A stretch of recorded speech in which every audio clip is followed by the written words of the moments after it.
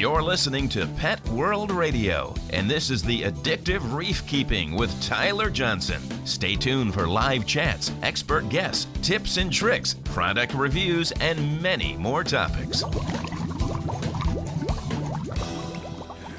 Alright guys, so we're going to be fragging these Zoas. We do not know the ID on these guys, but they're just gorgeous orange centers and almost like a silverish white tip. Pretty awesome frag. It looks like we're going to be able to get quite a few out of it, so I'm going to show you how we do that. So as you guys can see, the frag is going nuts. You know, we got polyps growing all over this thing, even on the backside. So super pumped to frag this guy because there's 4 polyps alone just on the bottom side of this. So that's probably the most important part to do. So find yourself a good X-Acto knife. I really like these guys because they're retractable, super thin blade, thinner than a razor blade, work really well. And you got super glue gel, which is from the Dollar Tree, and some grocery stores carry it. I think it's the best on the market, other than Reef glue. These are really cool frag plugs because they're nice and flat, sort of like the acrylic one right there. So you can easily put 2 or 3 polyps on the center of this, and it'll continue to grow, and you'll be able to come in here and frag them, or sell them that way. And got these smaller ones here, but there's not much surface area there, so we're going to put those ones aside. First thing you do when you get your glue, that's a little trick that I've learned, is don't use the tip, because you'll be surprised. It doesn't take very much glue to glue down a polyp. So over time, you're going to lose quite a bit of glue inside this nozzle, and you could have probably done maybe 10 or 15 more frags with that amount of glue. Seems a little ridiculous, but when you're dealing with hundreds and hundreds and hundreds of frags a year, it's a pretty big savings.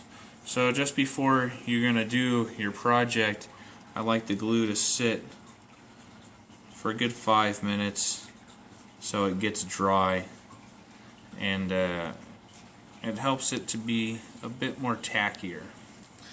So we're going to go ahead and glue up 4 of these guys. Put it back on there. And just before you're done gluing, guys, find yourself something to press the polyp down with, so you don't get super glue on your finger and then rip the frag right out of your plug. So this is probably the easiest material to work with on the market. Would be acrylic, or whatever this material is some type of plastic. But basically, you see we got a 2 colony section right here. I'm not going to split those guys up because they're probably happy together. So I'm just going to come over here, disattach this colony, and then I'm going to come in here and just slightly slice the bottom off. A very slight little slant with the blade, so you're not cutting off their insides. So this guy even wraps around this edge. We're going to have to slice that real carefully.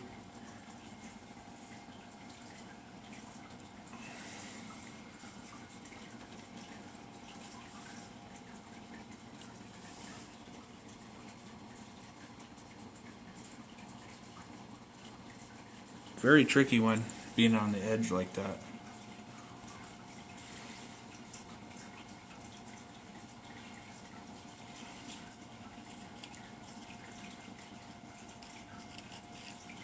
So there we go. Go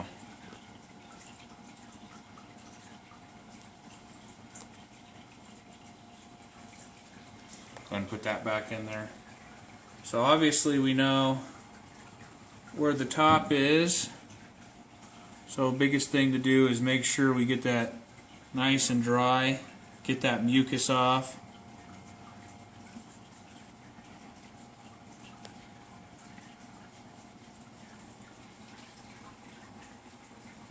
There's a little piece of blue stuff on there.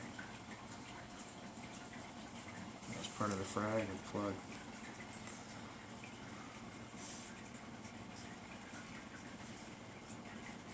And just barely set it on there. and then grab yourself a foreign object of some sort that you're not worried about getting glue on, and just dab it in there the best you can.